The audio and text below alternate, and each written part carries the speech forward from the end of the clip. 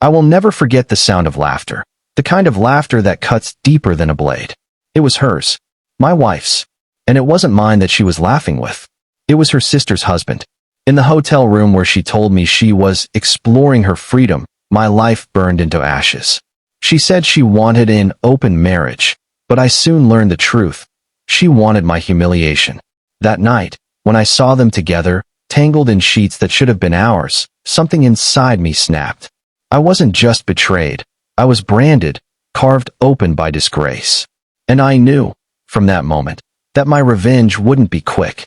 It would be merciless. The first time she mentioned an open marriage, I laughed. I thought she was joking. We'd been married for 8 years, built a life, shared dreams. But her eyes weren't playful. They were hungry. I just want freedom, she whispered. Freedom. Such a simple word.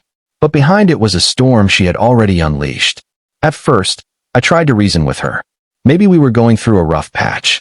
Maybe it was a phase. But every excuse I built crumbled when I found out who she chose. Her sister's husband, Daniel.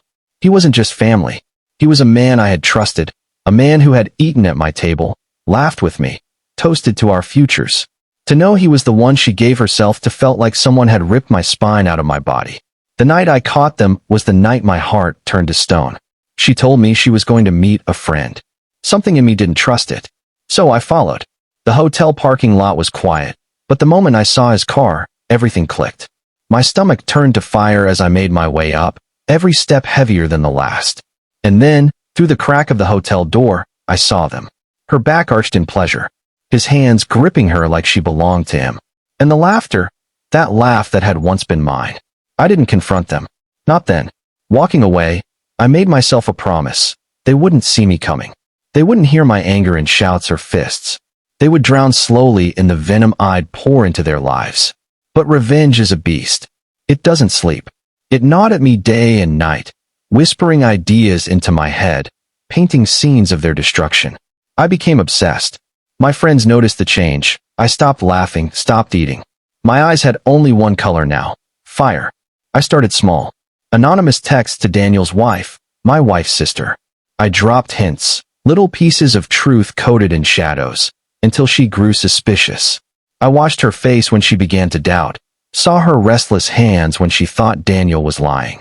That was the appetizer. The main course would be served later. One night, my wife came home smelling of perfume that wasn't hers. She slipped into bed beside me like nothing was wrong, her skin still warm from him. And as I stared at the ceiling, a thought consumed me. If betrayal is the knife, then revenge is the hand that twists it. I planned carefully.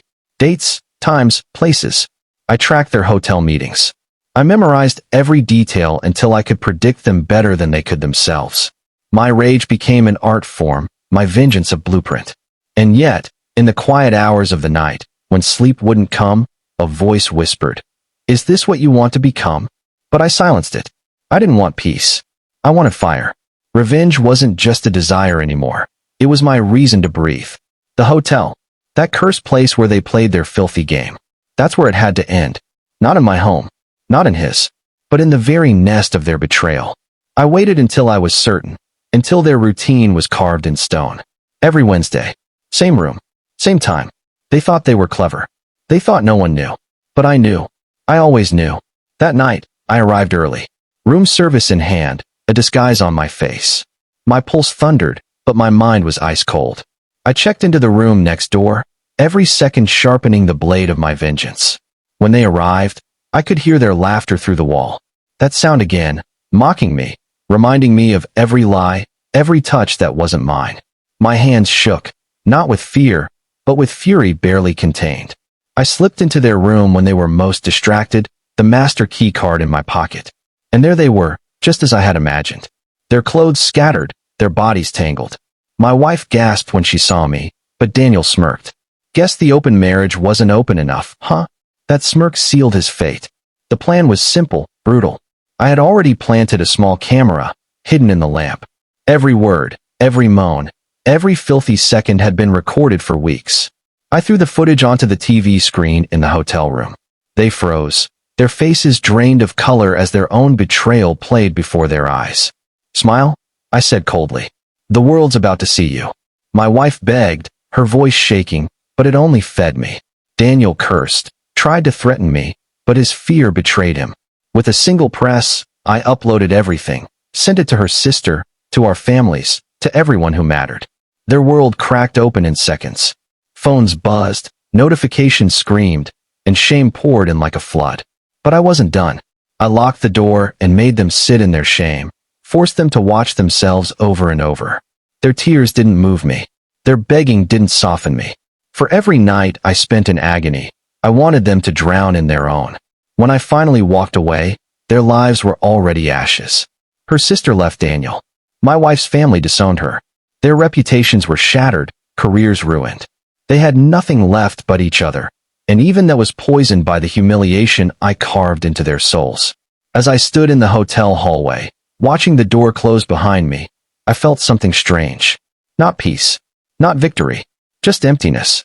I had burned everything, my love, my trust, even pieces of myself, to see them destroyed. But revenge doesn't give back what was stolen. It only leaves ruins where your heart used to be. Moral of the story: revenge may scorch your enemies, but in the end, it burns you too.